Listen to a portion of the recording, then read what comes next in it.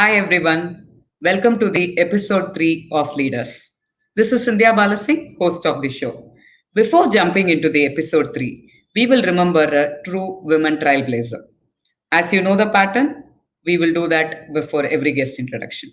Today I am going to do with one famous personality you all may know. Those who don't know, Sudha Murthy, who is the first female engineer hired by Telco. She not only stood against gender bias, but also strongly rebelled against male only hiring policies. And she wrote to JRD. The rest is history. Today, the reason for me to remember her is it is not an easy journey for people who are there in the tech industry. The diversity is very low, and forget about women leaders, even in the hiring, there are a lot of bias and diversity.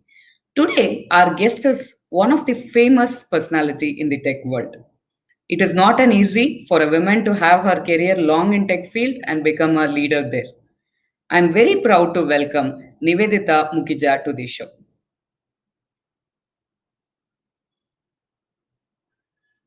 Hi Nivedita, thanks a lot for making it to the show. 15 plus years in tech industry is not an easy journey. So I once again thank you on behalf of MOV leaders. I request you to introduce yourself and your journey and your background from your side. Hi, Scindia. Good morning, everyone. First of all, let me start by congratulating you for this initiative. I think it's really wonderful. What really what I really love seeing is women celebrating women. We're a small community, especially in the tech industry, so it's really important for us to recognize and celebrate each other. So thank you for having me here. It's really a pleasure. Introducing myself, I'm a tech marketer by profession, and I'd like to believe that I'm a story writer and a storyteller by passion. At Nutanix, we call ourselves dreamers, builders, achievers, and I quite believe in this myself. It all begins with a dream. But when you have the passion and commitment to chase your dream, nothing really can stop you from achieving it. So my journey also started with a dream. It was essentially a dream to have a corner office and also to wear the best of business suits. The corporate life does look glamorous, when you're in college and when you're in university, and you just cannot, you're dying to get to work. But you only realize the actual blood and sweat behind all of that once you join the industry and start working. So I started my tech marketing journey about 16 years ago, and I think I've been very, very fortunate to work with organizations such as Agilent, Semantic, Micro Focus, and now with Nutanix. And also, I think I've been very fortunate to work with leaders, peers, colleagues who've all been a great source of learning and inspiration for me. I think I've picked nuances and facets along this journey from each one that I've interacted with, and here I am now sharing this platform with you, another great woman leader. So it's been really, really great journey, full of learning, full of inspiration for me. Thank you, Nivedita. In fact, I was able to relate to your dream because from the childhood, my favorite play is to have my own office, one telephone, Right. and I keep all my dolls, and I'll keep keep instructing them. So I can Right. relate that. I was very happy to hear that from you. But Right. with all these dreams, I'm sure it's not you and me are the only one who are dreaming. There are a lot many out there. I have personally seen. But in tech industry, it's a sad state of affair that people feel or perceive, or it may be a reality that there are not enough women for them to hire. One of the friend I was meeting last week, he is a pre-sales head for a renowned organization.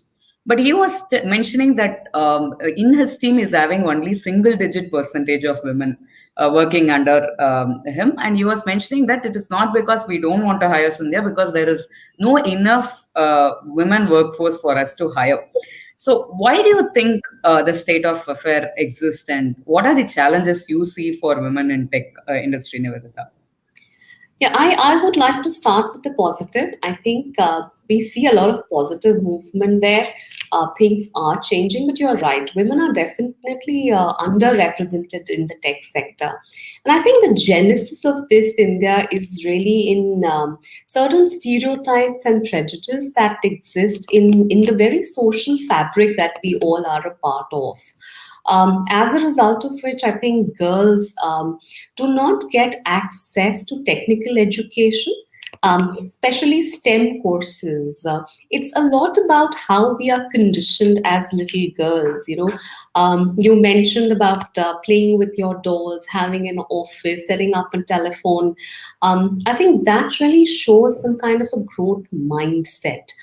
But that is not something that all young girls in India are today, unfortunately, exposed to, depending upon what social strata you come from.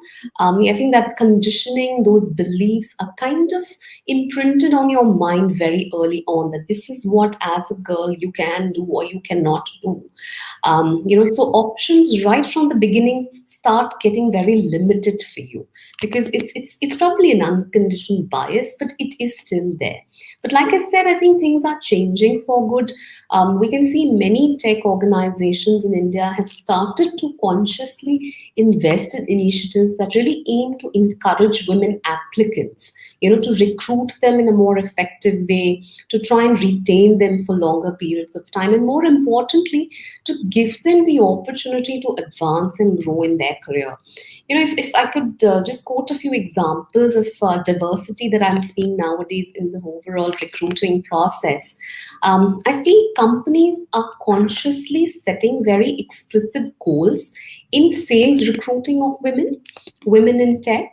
And also, there are a lot of cases where I've seen the job descriptions are now being crafted very, very cautiously, using languages which are gender neutral and which is more universal, for example, for sales positions.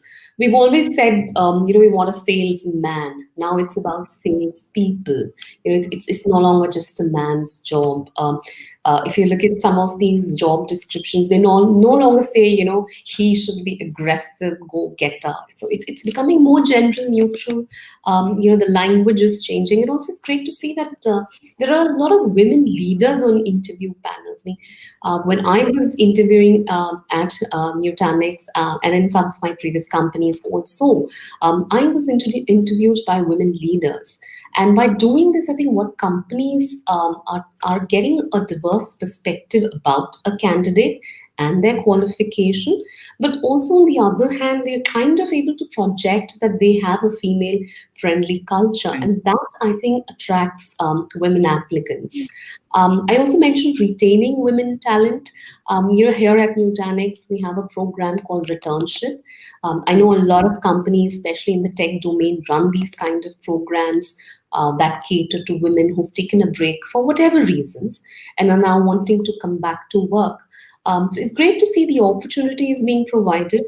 A lot of mentoring and coaching is being provided. Women are given the opportunity to upskill themselves so that they can be at level playing field with the rest of the workforce. But I think still a lot of work still needs to be done. Women do have specific needs. They have their own pace at which they can learn and grow in an organization. So it's good to see that things are changing. There is a lot of bias which is now being taken away from organizations. There's a lot of sensitization that is happening in organizations at all levels. So we need women not just in leadership roles, but I think we need them at all roles, and it's good to see some of that change happening now. As you mentioned it rightly, Nivedita, one report I have recently read states that you are right. Maybe women are not getting into this STEM degree much, but now that is also changing, right? A lot of female students are there, and in a study it says that if 100 women are holding a degree of computer science, only 38 of them are getting employed, compared to 53 of them are getting employed in men side. So unconsciously, maybe there is a bias while in hiring a fresher for a technical role themselves. So in that case, how can you expect somebody to grow to a leadership roles when you're not even hiring them?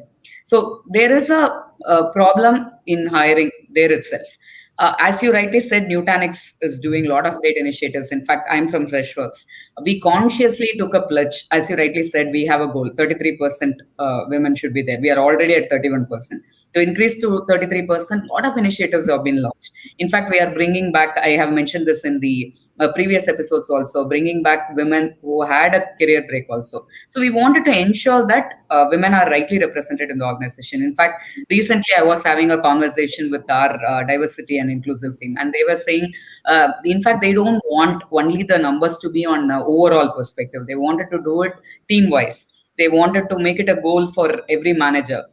They wanted to ensure that in engineering field, in the senior product management field, we need women leaders to come up. And in fact, they were discussing and taking pointers and taking inputs from all of us how to make it possible. So from my side, even I wanted to learn that from you, Nivedita. According to you, what do you think a mindset is required to hire a diverse team, and how to eliminate the unconscious bias and ensure that we give a level playing field for both men and women, according to you? Right. I think it all starts with building a culture which is around sensitivity towards women. And I think it starts with our homes. As women ourselves, how are we conditioning the younger generation to think and their approach and attitude towards women? I think it starts at home. Are we letting young girls dream and dream big? So access to education and quality education is one thing, but letting her dream and letting her choose and make a conscious decision on what is her future, what does she really want to do, that starts at home. So I think that's really the foundation of creating not just, I'd say, a woman leader, but a woman who has confidence in kind of charting her own life in her own way. So it starts really there at home, at school, with the parents, with the families. When it comes to an organization, I think diversity is not something that can be owned and run as a program by the HR, the human resources function. That is a responsibility of each and every function within a company. It is something that has to be a top-down approach. If your management, if your leadership does not sort of believe in it and sort of adopt it as a culture principle, then I don't think it'll work. And just going back to an example at Nutanix, one of the culture principles that we live by day in and day out is hire often and hire diverse. For us, diversity is not just about gender. It can be a lot many things. It could be diversity in education. It could mean origins, culture, etc. And it's important to recognize why diversity is important. You shouldn't be doing it because you want to achieve a particular statistic. That's not the end game, the end goal. You want to be diverse so that you continue to be innovative and creative. I think there is enough research which shows us how diversity has a positive impact on business results of any organization. I think that's something which is not open to debate anymore. I'm sure you'll agree with me over there. So we see that conscious change happening now because people see results being impacted. But I think more than diversity, we talk about diversity, what we really don't focus on is the aspect of inclusion. So I think inclusion is the true reflection of the company's culture. You've hired keeping in mind diversity because it was a mandate. But what now? Are you able to create that culture where everyone, not just women, I think everyone feels safe to speak their minds, to contribute to their full potential? Like I said, this is not an initiative that just the HR team can drive for you. This has to be the foundation of the company's culture. Mm-hmm. How can you consciously take people out of their discomfort zone? Really remove the barriers, because it's all about mindset. So sensitize the organization. Start with your own team. Start small. Have formal programs that really work towards this. And like I said, if you practice it day in, day out, it sort of becomes ingrained in you and your culture. So I think that is where companies have to really make the start. Exactly. As you rightly pointed out, inclusivity is very important. In fact, not only on women diversity, right? Age diversity is something very important. A lot of traditional companies or, who are having legacies, their average age will be pretty high. And now the famous culture is evolving, which is reverse mentoring. There are like, average age of people who are above 40 really wanted a mentoring on digital technologies, the new age technologies. In fact, 20 those who are in 20s are well versed in that now. And there are companies I have seen who adapted the reverse mentoring principle also. So Yeah. this that is something. Yeah, go on, Nivedita. Yeah, sorry. No, So I think learning is something which is like an ongoing, continuous activity. I read this recently somewhere. I can't remember who said this, but it was a beautiful quote which said the best quality of a leader is their hunger to learn. So correct. it doesn't matter what education background you have, how many years of experience you have. I think you can never Doesn't. stop learning. And this is something that I've personally experienced. I think learn, and then learn some more. And by doing this, what happens is your interest becomes more focused. And then you can pursue your dreams in a much more targeted way. So, the ability to learn is probably the most important quality that anyone can ever have.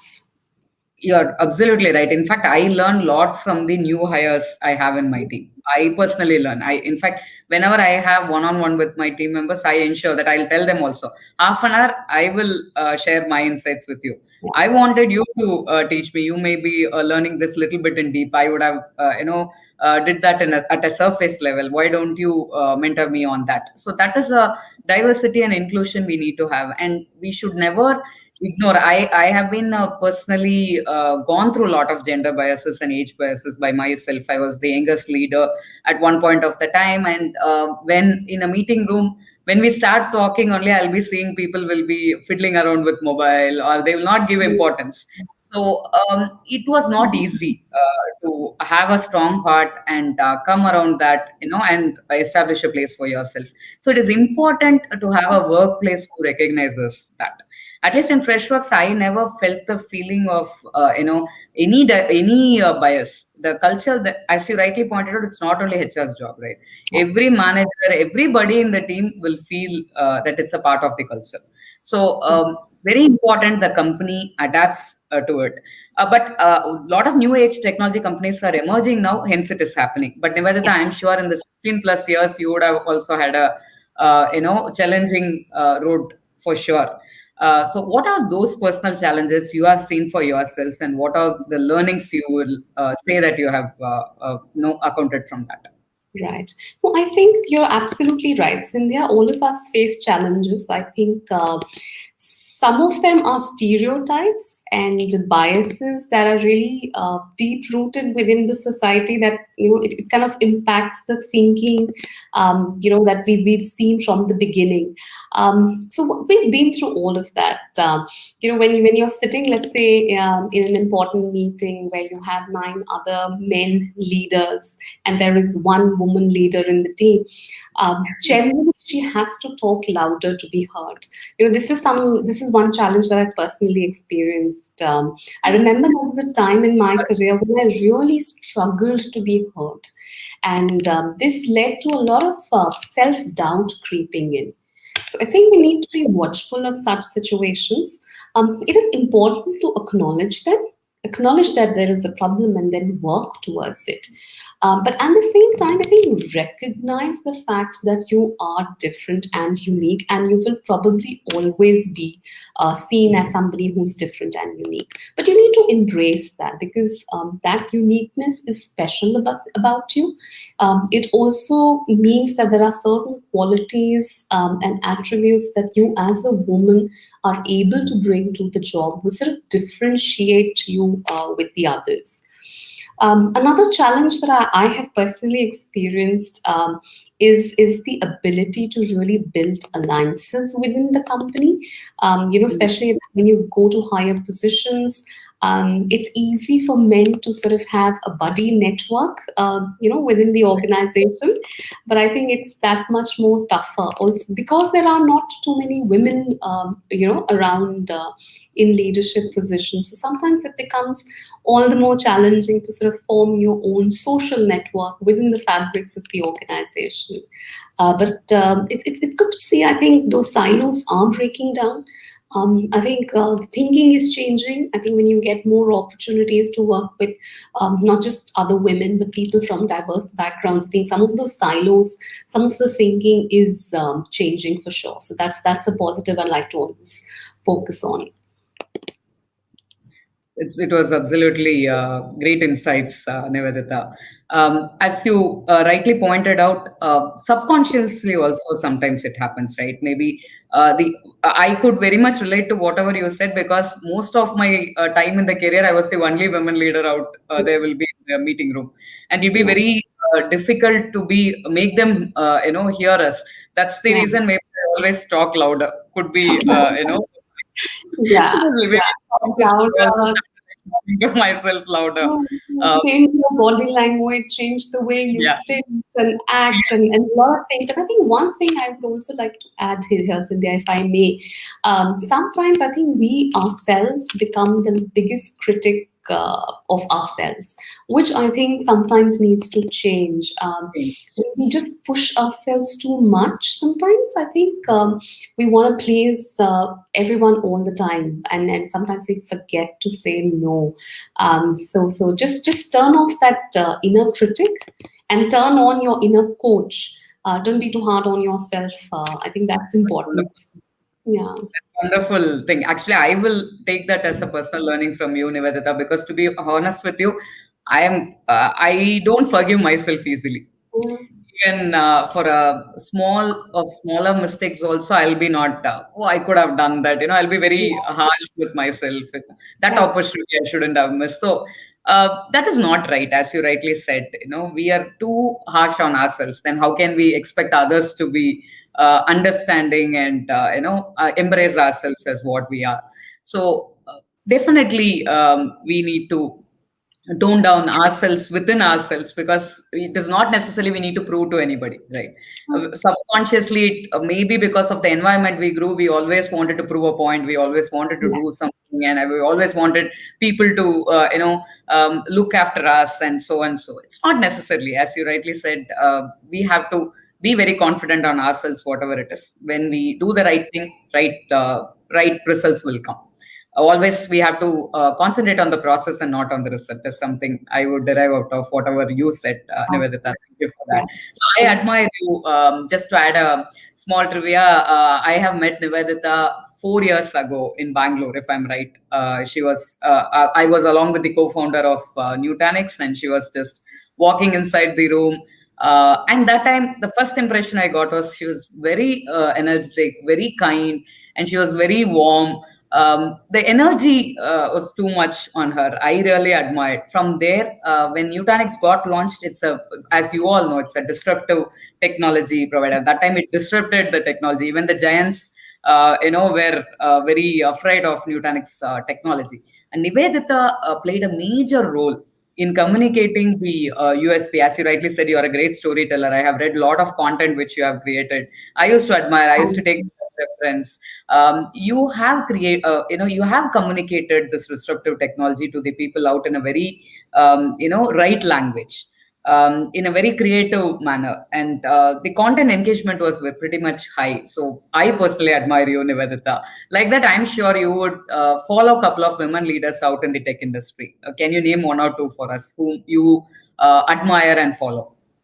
Yes, I think what a coincidence because you started talking about Dr. Sudha Murthy, and she's someone that I really, really look up to.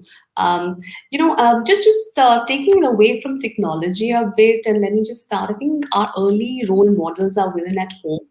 And I'm sure that's the case with you also. Our mothers are our very first source of Very right. inspiration, right?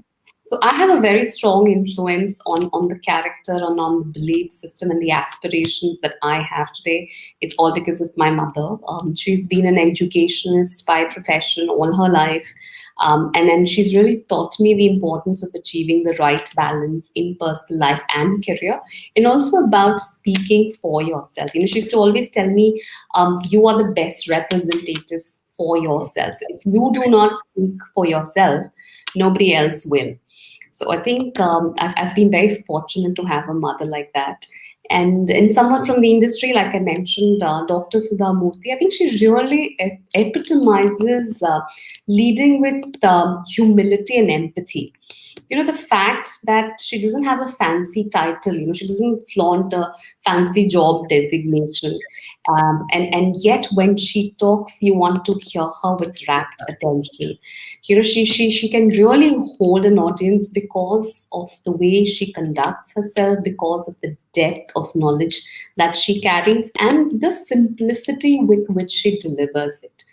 So I think leadership is not just about you, it's about elevating everyone who's around you. It's about making a positive impact and a difference in other people's life. And I think she really stands up for all of this. And that's why I really, really look up to her. Same here. That's why I have mentioned her in Yeah. the beginning of.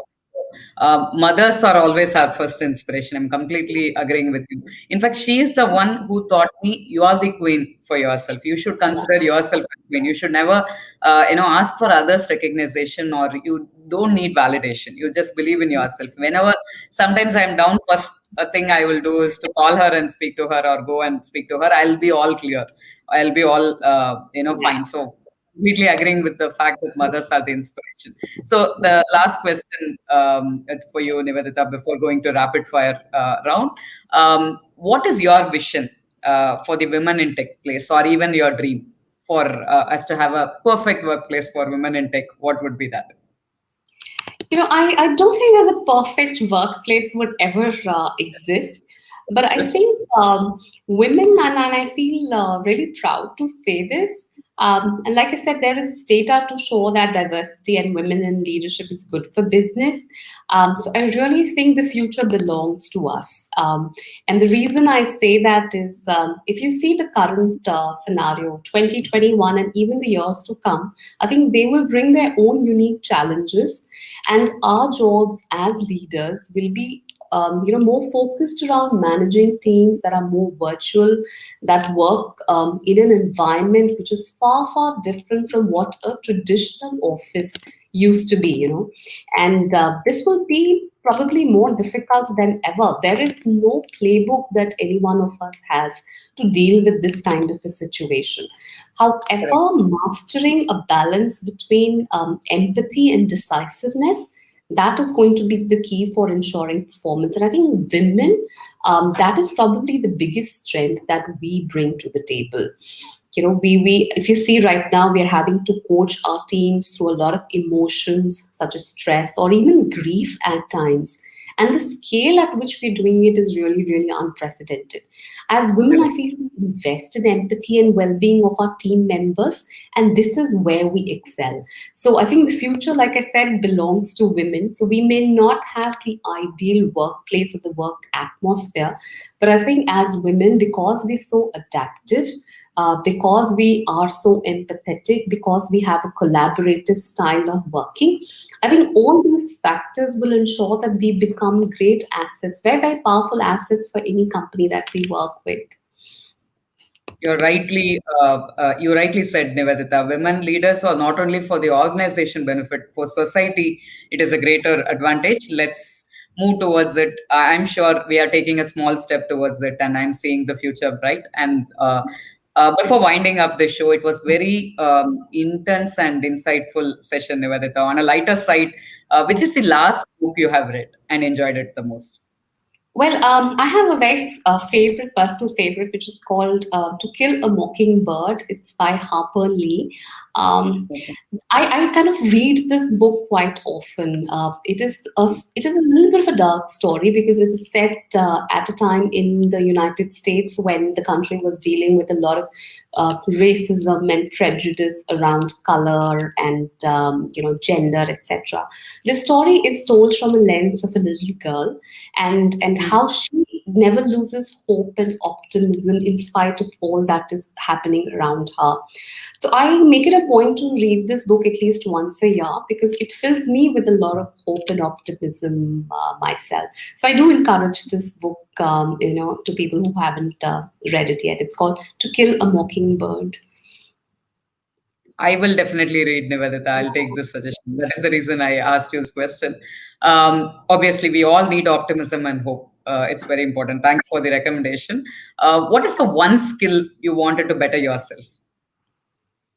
Okay, I think there are a lot of things I can better myself at. I would say there is one mindset that I would love to change about me, and I would love to change that really, really fast.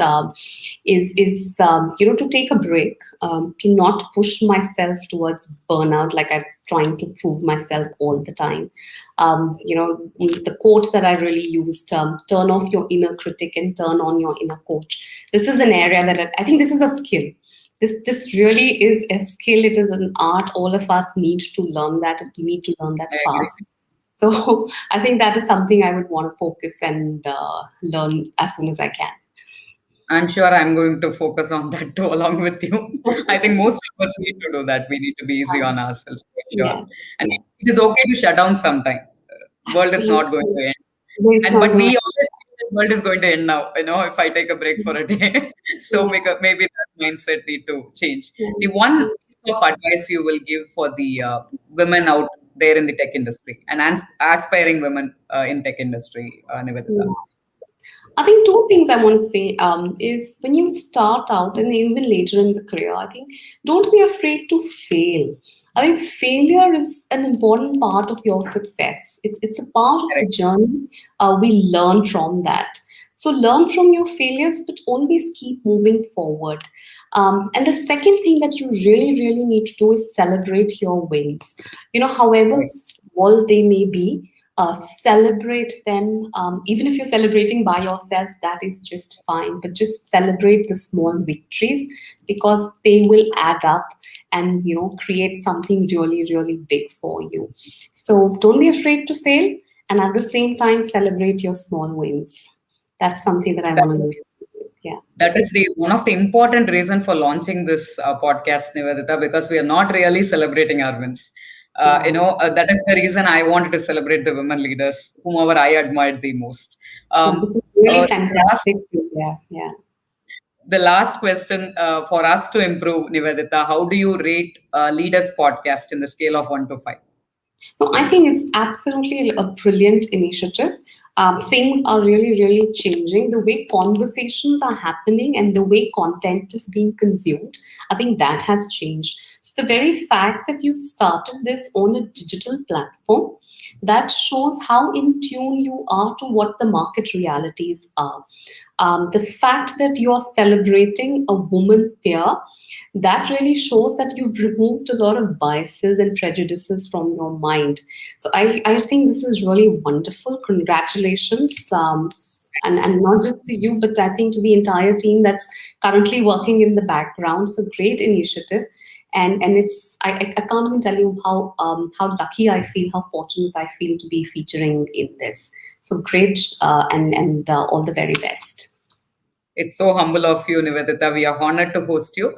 Thank you for coming into our show. Before we see a next guest in the fourth episode, this is Scindia Balasingh signing off from all of you. Thank you for all the support. The same podcast will be available on all the podcast platform also later for your consumption. Thank you. Thank you once again, Nivedita, for joining us in the show. Thank you, Cynthia. Always a pleasure.